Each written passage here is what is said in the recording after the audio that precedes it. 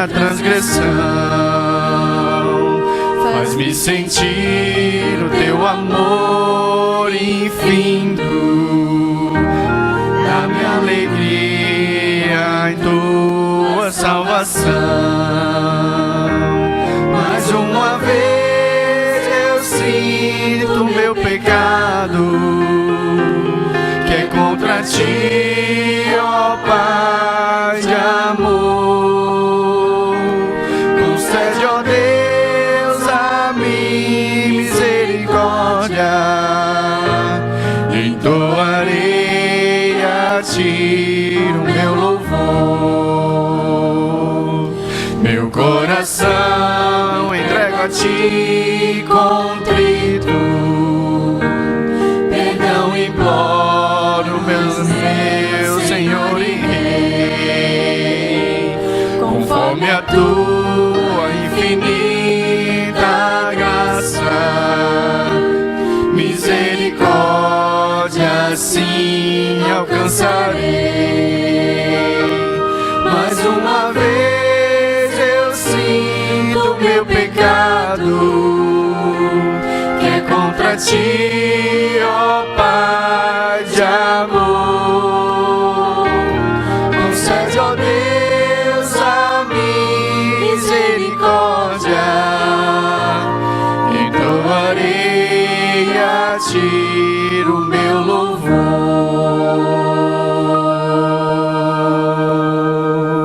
Amém. Amém. Boa noite. Abra sua Bíblia no livro de Gálatas, capítulo 1, verso 1.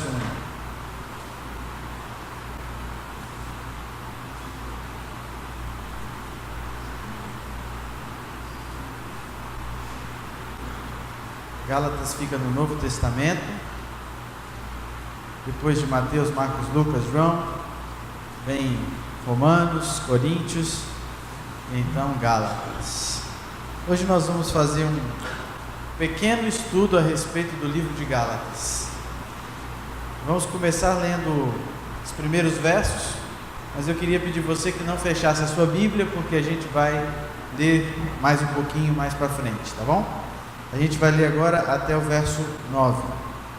Diz assim o verso 1: Paulo, apóstolo, não da parte de homens, nem por intermédio de homem algum, mas por Jesus Cristo e por Deus Pai, que o ressuscitou dentre os mortos, e todos os irmãos, meus companheiros, às igrejas da Galácia, graça a vós outros e paz da parte de Deus, nosso Pai, e do nosso Senhor Jesus Cristo, o qual se entregou a si mesmo pelos nossos pecados, para nos desarraigar deste mundo perverso, segundo a vontade de nosso Deus e Pai, a quem seja a glória pelos séculos dos séculos. Amém. Admira-me que estejais passando tão depressa daquele que vos chamou na graça de Cristo para outro evangelho, o qual não é outro, senão que há alguns que vos perturbam e querem perverter o evangelho de Cristo. Mas ainda que nós, ou mesmo um anjo, vindo do céu, vos pregue evangelho que vá além do que vos temos pregado, seja anátema. Assim como já dissemos e agora repito, se alguém vos prega evangelho que vá além daquele que recebestes, seja anátema. A carta de Gálatas é uma das cartas mais duras do apóstolo São Paulo. A epístola de Gálatas, ela tem algumas palavras bem fortes. A gente acabou de ler algumas delas, né? Primeiro, depois daquela breve introdução bonita, graça e paz, a parte de Jesus Cristo, aquele negócio todo, ele já chega de sola. Estou admirado como é que vocês, que eu confiava tanto, vocês que eu tinha na mais alta estima, tão rapidamente saíram do evangelho que eu tinha pregado, saíram e largaram a graça de Cristo para outro evangelho. E o apóstolo faz aqui algumas duras repreensões para esse pessoal aqui. Quem era esse pessoal? Quem eram os Gálatas? Eu acho que vocês já tiveram a oportunidade de assistir ou ler algum filme ou algum livro sobre esses dois personagens? Já ouviram falar? Asterix e Obelix? Ou Asterix e Obelix, depende de onde é que é a região, né? Se você não conhece, deixa eu te ambientar. Essa história de Asterix e Obelix são dois personagens. Eles residem com seus amigos numa aldeia no norte da antiga Gália, onde resistiam ao domínio do poder romano. Era na época em que Roma estava expandindo o seu império, e eles resistiam numa aldeia pequenininha. Eles eram da antiga Gália. Para enfrentar as legiões, eles contam com uma poção mágica. Um druida, ele fazia uma poção e dava força sobre-humana para os dois personagens, que são esses dois aí. A diferença é que o Obelix, que é o mais gordinho, ele caiu dentro da panela de poção mágica quando ele era bebê. Por isso, ele não precisa beber a poção mágica. Ele tem força sobre-humana naturalmente. Então é mais ou menos assim que funciona a história. Todas as histórias têm os dois personagens e outros mais, e o pequenininho, quando toma um pouquinho da poção mágica, fica super forte, e o grandão já é super forte por natureza. Como eu disse para vocês, eles são gauleses, então eles moram na Galácia, e esse é o mapa da Galácia, e é o mapa que fica na contracapa dos livrinhos do Asterix e Obelix. Quando eu era criança, eu lembro que tinha na biblioteca e eu gostava de ler. E esse aí é o mapa que tem logo na contracapa do livro. E aí mostra como que o poder romano estava dominando todo o império, mas tinha uma aldeiazinha bem no cantinho ali que estava resistindo. E todo episódio começa com uma frase. É essa frase aí, ó: estamos no ano 50 a.C. Toda a Gália foi ocupada pelos romanos. Toda? Não. Uma aldeia povoada por irredutíveis gauleses ainda resiste ao invasor. E a vida não é nada fácil para as guarnições de legionários romanos nos campos fortificados de Babaórum, Aquário, Laudano e Petimônio. Ou seja, todas as tribos romanas, todas as guarnições romanas que tentavam invadir lá, perdiam, por causa que essa aldeia era muito forte. E esse aqui é o mapa real da época. Aquele ali é o mapa que ficava no desenho do livrinho, né? Esse aqui é um mapa da época. E se você reparar bem, ó, é bem semelhante, né? Essa pontinha aqui corresponde a essa pontinha aqui. E quando você aproxima isso de uma realidade, você descobre que de fato aconteceu na história isso na realidade. Isso não foi só uma invenção de homens a respeito dessa história. Na realidade existiu um homem chamado Vercingetorix. Ele viveu 72 a.C. a 46. Ele foi o chefe gaulês do povo dos Arvenos, e ele liderou uma grande revolta contra os romanos em 53 e 52. E essa aqui é uma imagem que foi encontrada por historiadores numa moeda cunhada com a imagem desse Vercingetorix. E tudo indica que os autores da história de Asterix e Obelix, né, que é esse rapaz aqui, ó, Albert Uderzo e René Gonce, são franceses. Eles se inspiraram nesse Vercingetorix em 1959 para criar esses personagens. Essa região onde era a Gália hoje é a região da França. E aí a pergunta, o que isso tudo tem a ver com Gálatas, né? Beleza, legal, pastor, entendi. E agora, o que isso tem a ver com Gálatas? Esse aqui é aquele mapa que a gente falou. Se você olhar esse mapa hoje em dia, você vai perceber que aqui é a região e houve uma migração de pessoas que fugiram depois dessa perseguição dos romanos. Existiu a aldeia que resistiu e também existiu aqueles que fugiram. Vários gauleses fugiram, atravessaram o Estreito de Bósforo e eles agruparam nessa região aqui, onde moravam alguns gregos. E por eles morarem lá naquela região e só casar entre si, os gregos começaram a chamar eles de galatais.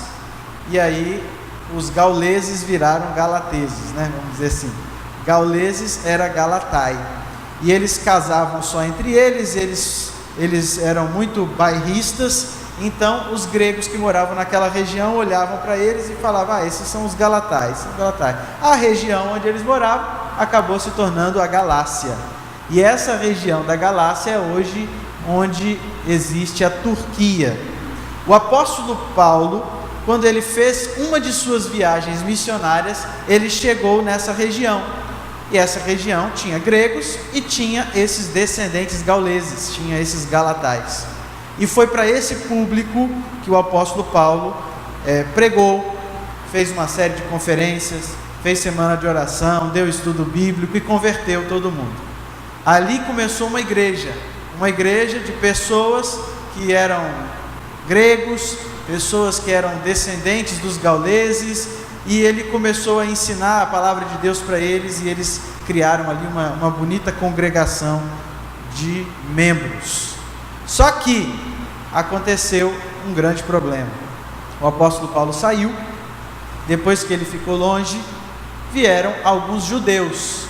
Os judeus lá de Jerusalém vieram fazer um evangelismo ao inverso. O apóstolo Paulo saía levando Jesus, a graça de Jesus, a salvação, e aí os judeus iam atrás por onde Paulo passava e ia falando assim: olha, Paulo pregou uma água com açúcar com vocês têm que fazer um pouco mais, vocês precisam se circuncidar, vocês precisam virar judeus para poder ser salvos por Deus. E aí o apóstolo Paulo, quando começou a perceber que todo o trabalho que ele tinha feito estava indo por água abaixo, ele decidiu então escrever um livro. Ele decidiu escrever uma carta, uma correspondência, e enviar para aquelas pessoas. Muito provavelmente porque nessa ocasião ele não poderia estar lá presente de novo. Obviamente, estar pessoalmente é muito melhor. Ele não podia, então ele escreveu. Aproveitando esse embalo, eu queria dar umas curiosidades a respeito do livro de Gálatas, a respeito de epístola, a respeito de carta. Existe diferença quando a gente fala epístola e carta. Normalmente a gente fala tudo, né? Romanos, cartas Romanos, epístola, carta, tanto faz. Mas existe uma diferença técnica em relação a tamanho, em relação à natureza, em relação a conteúdo, destinatário. Basicamente, quando se fala de tamanho, a epístola, tanto na questão de palavras quanto na questão de tamanho do pergaminho, a epístola normalmente ela tem um tamanho diferente da carta. Então essa é uma diferenciação. Você pode observar na sua Bíblia, quando você está folheando ela, você pode observar que há um respeito em relação a isso. Aqui está, Romanos está escrito epístola, quando você vai em Coríntios está escrito epístola, quando você vê Gálatas está escrito epístola, se você for lá em Tito, você vai ver que está carta. Então o tamanho diferencia uma epístola de uma carta. Também se diferencia em questão de natureza, o conteúdo. Normalmente o conteúdo de uma epístola é mais teológico. Normalmente o conteúdo de uma carta tem a ver com uma coisa mais pessoal. Por isso o apóstolo manda para Timóteo, ele manda para uma pessoa, tipo Filemon. Então uma carta é algo mais pessoal. E uma outra diferença é destinatário. O conteúdo normalmente de uma carta é para uma pessoa. O conteúdo de uma epístola é para uma comunidade, para um grupo de crentes, para uma igreja e por aí vai. O autor, quase unanimemente todos concordam que é o apóstolo Paulo, porque no verso 1 ele de cara já fala que foi ele, eu que estou escrevendo, não da parte de homens. E isso era muito importante, porque dentro do problema que Paulo estava resolvendo, uma das questões-chave era: quem é Paulo para ensinar vocês alguma coisa de Jesus? Paulo não estava andando com Jesus. Paulo não foi um discípulo de Jesus. Nós estamos aqui, judeus, vindo da parte daqueles que andavam com Jesus. Pedro andava com Jesus. Paulo não andava com judeus. Pedro é um judeu, então se você quer ser salvo, você precisa ser um judeu igual Pedro. Paulo chegou depois. Eles estavam tirando a autoridade de Paulo, então Paulo escreve a carta e ele dá uma autoridade, ele coloca uma autoridade na carta logo de cara, e ele fala: eu não sou um apóstolo comum, eu fui chamado diretamente de quem? Por Jesus, da parte do Pai, porque o chamado de Paulo também aconteceu de forma pessoal. Um dia ele estava voltando, lembra dessa história? E aí do cavalo viu uma luz, as pessoas que estavam em volta não conseguiam distinguir, entender o que estava sendo falado, e Jesus se dirigiu para Paulo e falou para ele que ele era um servo escolhido. Então o apóstolo Paulo, apesar de não ter sido um discípulo como os outros 12, ele tinha sido chamado pelo próprio Jesus.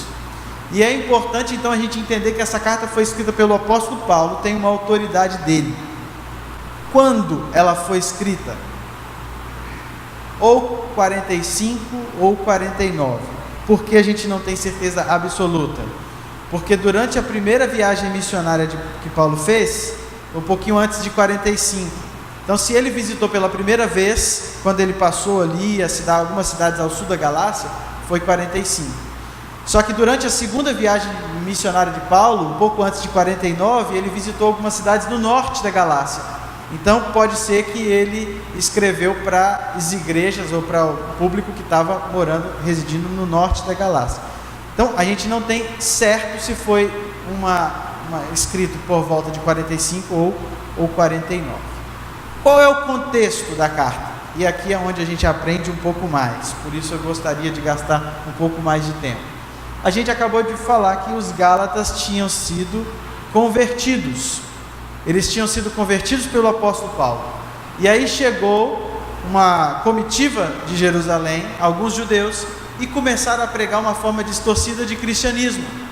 E eles começaram a atacar o apóstolo Paulo, começaram a atacar a sua pregação, e eles tinham basicamente alguns argumentos. Eu não vou descrever todos os argumentos, mas alguns. Primeiro argumento que eles diziam: Paulo é um rebelde. Paulo desafia os seus superiores, os apóstolos de Jerusalém.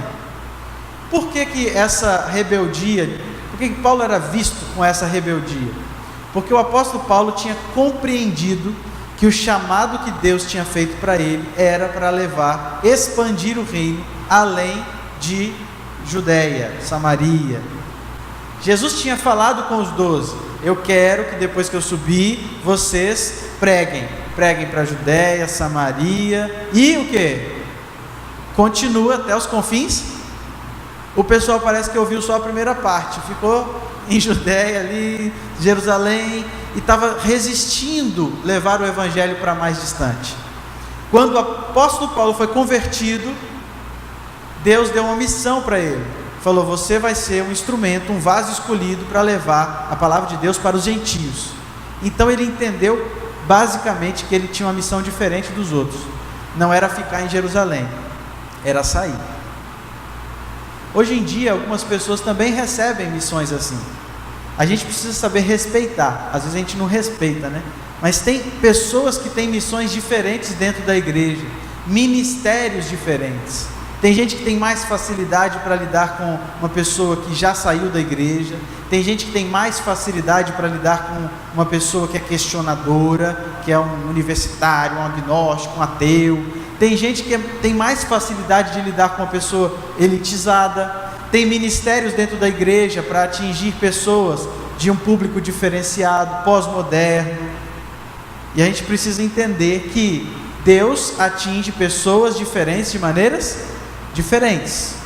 Algumas pessoas vão responder de forma muito positiva, rápida, a uma programação de um curso como deixar de fumar, a uma tenda que é pregada. Algumas vão precisar de um pouquinho mais de tempo, algumas são alcançadas pela TV Novo Tempo. Algumas pessoas precisam ir num ambiente diferente, como a Nova Semente, onde está tudo escuro. A pessoa não quer ser identificada, ela não quer recepção, ela quer chegar e ficar no cantinho dela e ser tocada por Jesus só, mas ninguém. São formas diferentes de se alcançar as pessoas.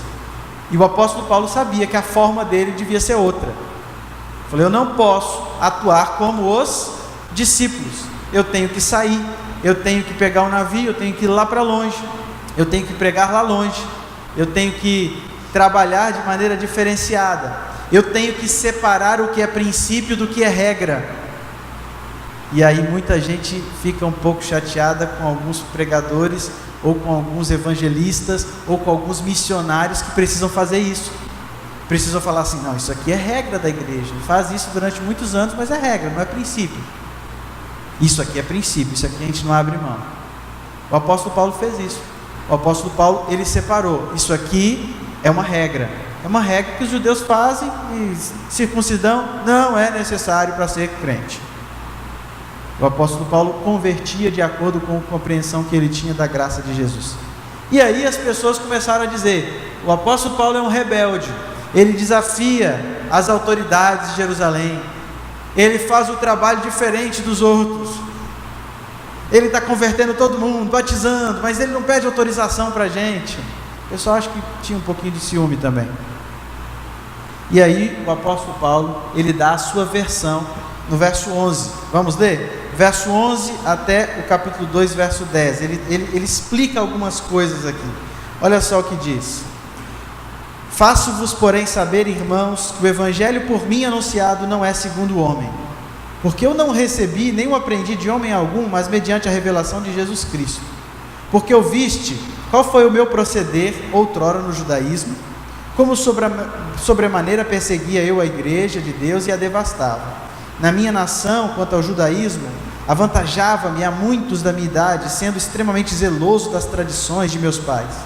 Quando, porém, ao que me separou antes de eu nascer, me chamou por sua graça, aprouve revelar seu Filho em mim, para que eu pregasse entre os gentios, sem detença, não consultei carne e sangue, nem subi a Jerusalém para os que já eram apóstolos antes de mim, mas eu parti para as regiões da Arábia, voltei outra vez para Damasco.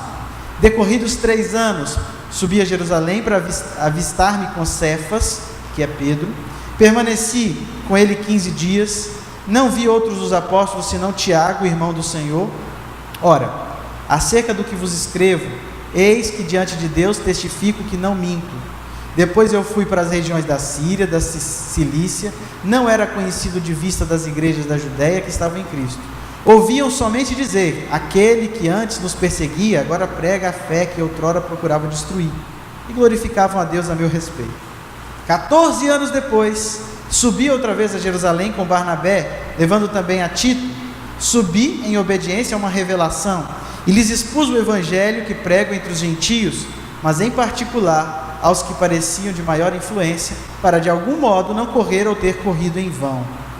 Contudo, nem mesmo Tito, que estava comigo, sendo grego, foi constrangido a circuncidar-se.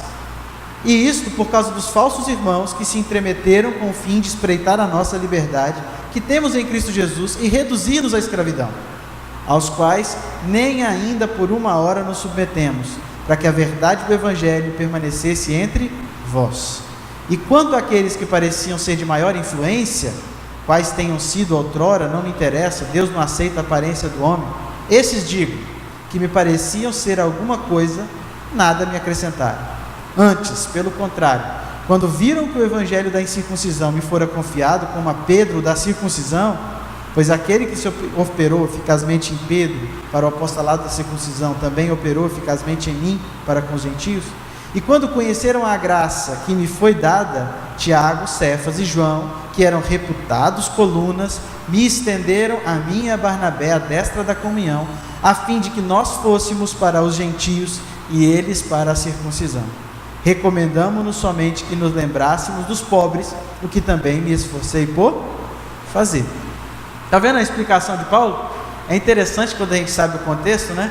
Ele não ficou caladinho não, ele falou umas poucas e boas, falou assim, olha, eu realmente não fui pedir autorização para ninguém em Jerusalém, porque eu não tinha que pedir autorização para ninguém em Jerusalém, quem me chamou foi Jesus, e Jesus falou para eu ser um apóstolo para os gentios, então eu saí direto para trabalhar para os gentios, não fiquei pedindo autorização. Fui lá em Jerusalém? Fui uma vez, conversei com não sei quem, voltei, continuei trabalhando. Depois passou um tempo, eu voltei lá em Jerusalém. Por que eu voltei? Porque Deus me revelou que eu precisava explicar para eles qual era o meu método de evangelismo. E eu expliquei para eles, contei como é que eu trabalhava, contei o que eu fazia, e eles chegaram à conclusão de que não tinha nada contra mim, de que realmente eu estava fazendo um trabalho de Deus, e que eu não estava pervertendo o Evangelho. Tanto é que depois que tudo que a gente explicou, não pediram o companheiro que estava comigo, que era grego, para se circuncidar, e ao contrário, estenderam a destra da comunhão, abençoaram a gente, e enviaram a gente, porque a gente tinha um ministério diferente, um ministério para com os incircuncisos. O apóstolo Paulo explicou a situação para o pessoal, né? Deixou clara a situação. Só que tem uma outra coisa que o pessoal estava reclamando do apóstolo Paulo. Falou assim que ele se desentendeu com Pedro. O Pedro, grande Pedro tinha uma moral muito grande, até entre os discípulos. Quem brigava com Pedro não era boa coisa. E falaram, Paulo brigou com Pedro, e Pedro é o cara. Pedro era amigo de Jesus, Pedro era brother de Jesus. Paulo brigou com ele. Tinha treta na igreja, tinha muita treta na igreja antiga.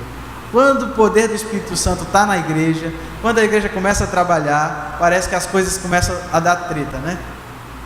Pode ver, é engraçado como às vezes a igreja está meio morna, está sem fazer nada. Aí a gente fala assim, vamos fazer um evangelismo, vamos fazer uma Semana Santa, vamos fazer uma programação. Aí um começa a ter confusão com o outro, que começa a falar que o outro fez isso, que aquilo. Às vezes vale mais a pena ficar quietinho, né? Parece que se ficar quietinho não tem briga. Mas o poder do Espírito Santo é quem faz tanto funcionar a igreja, quanto resolver os conflitos. E aqui o apóstolo Paulo está tentando resolver. E aí ele dá a versão dele no capítulo 2, no verso 11. Olha só o que diz o verso 11. Fala assim, ó.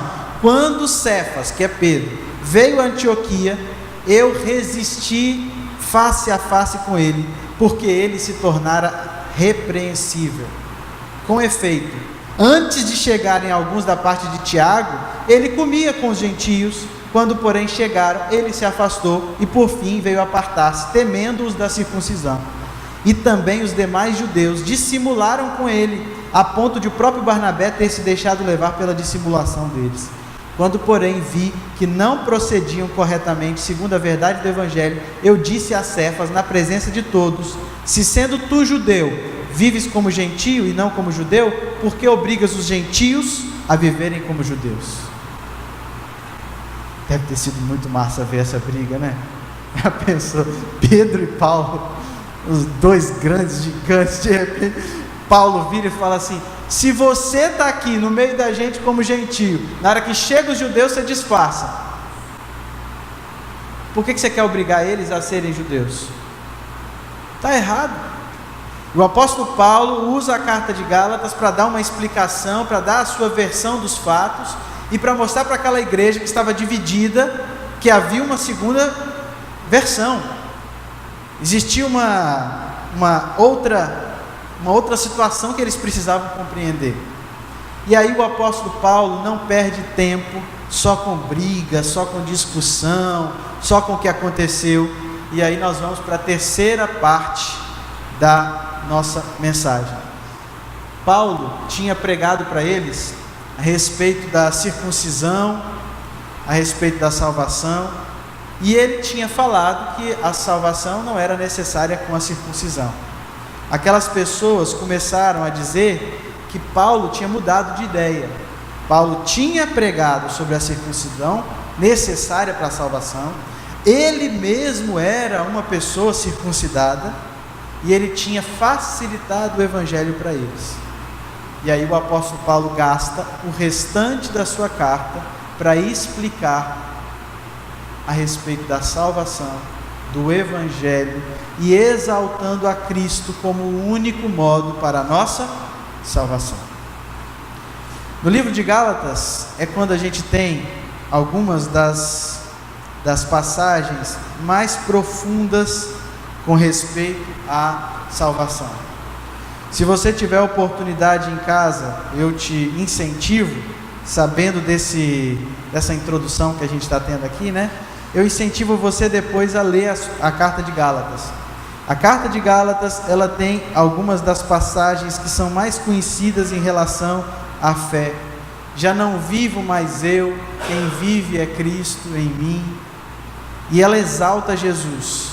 ela mostra a importância da lei, mas fala, a lei tinha um objetivo.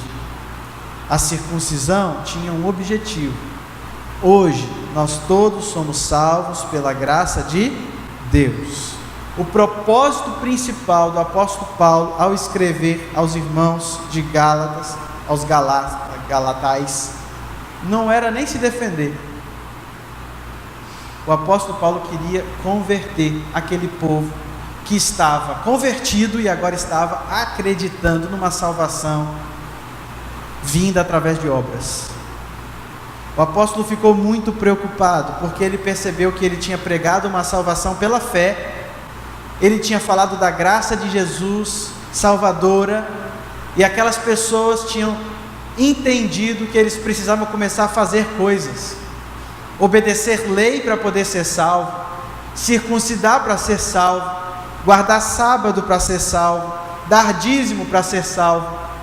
O apóstolo falou assim: não, vocês não estão entendendo. E eu estou admirado porque vocês estão passando tão depressa de um evangelho que era muito mais fácil para um negócio complicado, difícil. Eu apresentei para vocês um evangelho salvador, da graça, do perdão, e vocês estão aceitando um evangelho de eu faço, eu consigo, eu tenho que fazer alguma coisa. E o apóstolo, no início da gente leu, ele falou assim: se alguém vier falar para vocês alguma coisa nesse sentido, mesmo que seja um anjo do céu, é mentira, é anátema. Ainda que venha alguém da parte de Deus, de um anjo do céu, prega um evangelho além do que eu preguei para vocês, é mentira. Tem que ser macho para falar isso, né? Se alguém vier, mesmo um anjo do céu vier pregar alguma coisa diferente do que eu preguei para vocês, é mentira. Eu preguei tudo que Deus queria, a verdade da palavra de Deus. Além de todas as lições que a gente pode aprender dessa carta de Paulo, eu queria que você levasse uma para sua semana. Amanhã a gente começa atividades, né? Segunda, terça, por aí vai. Eu creio que a maior lição que a gente tem no livro de Gálatas é a de que nada do que a gente faz, nada do que a gente deixa de fazer, pode nos fazer mais queridos e amados de Deus. Então não importa se você for bonzinho, se você for cristão exemplar, a graça de Jesus vai te alcançar da mesma maneira que alcança aqueles que se esforçam e não conseguem alcançar. Às vezes a gente tem uma tentação tão grande de pensar que a gente é melhor do que outra pessoa, que não está conseguindo, que está caindo mais vezes, que está tropeçando mais vezes. A maior lição do apóstolo Paulo em Gálatas é que a salvação é pela graça. A salvação é pela fé.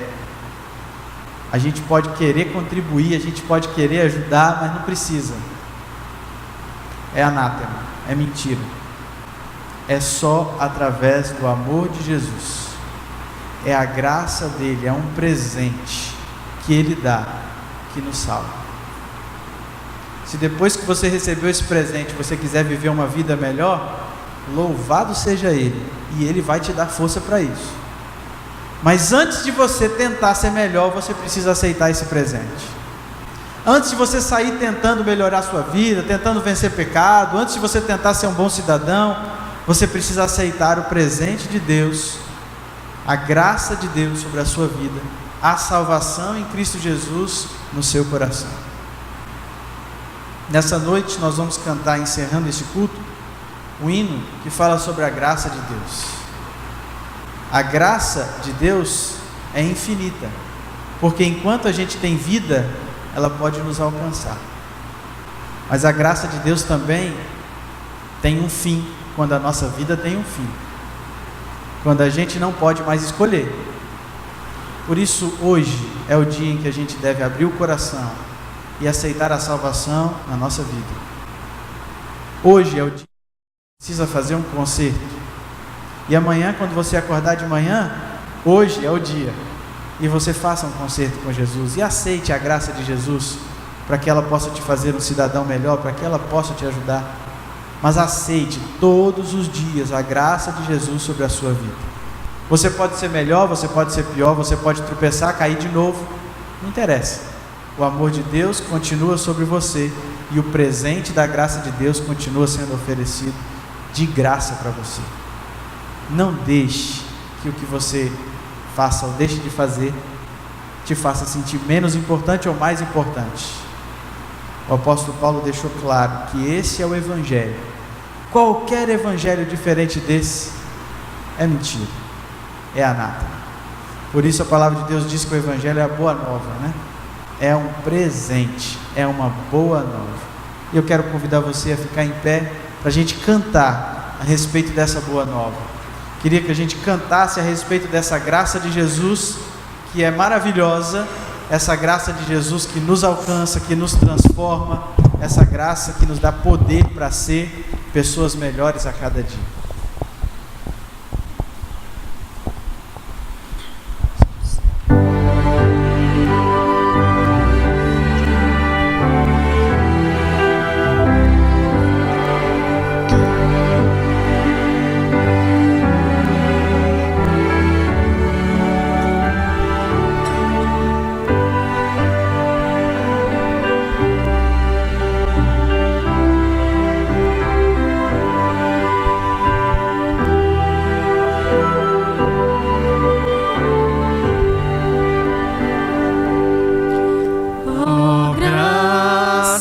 Excelsa de Jesus, perdido me encontrou, estando cego me fez ver, da morte me livrou. A graça libertou-me assim, e meu temor levou. Oh, quão preciosa é para mim a hora em que me achou. Mil lutas, dores, tentações caíram sobre mim,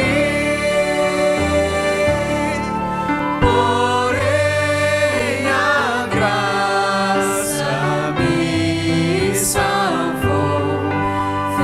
Feliz eu sou, enfim. E quando ao céu em glória eu for, ao lar de paz e luz, pra sempre então eu cantarei da graça de Jesus.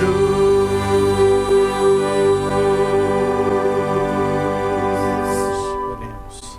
Obrigado, Senhor, por essa graça maravilhosa que nos alcança, que nos dá a oportunidade da salvação. A gente vacila, a gente tropeça, muitas vezes a gente tem a impressão que o Senhor não vai nos perdoar. Obrigado, porque o Senhor nos dá sempre uma nova chance, que a gente busque a cada dia receber esse presente, que a gente busque andar conforme a Tua maravilhosa graça, que a gente não caia no erro de pensar que a gente tem alguma coisa para fazer ou para deixar de fazer para ser mais querido, mais amado pelo Senhor, mas que a gente faça por amor, em resposta a essa salvação que a gente recebeu, e que a gente possa entender esta graça, que a gente possa compreender esse presente, esse amor que o Senhor tem por todos nós. Nós te agradecemos por começar essa semana aliviados, perdoados e aceitando esse presente da salvação em Cristo Jesus. Nos ajude, Senhor, a cada dia usufruir dessa graça, desfrutar, sentir o teu amor em nosso coração. Em nome de Jesus. Amém, Senhor.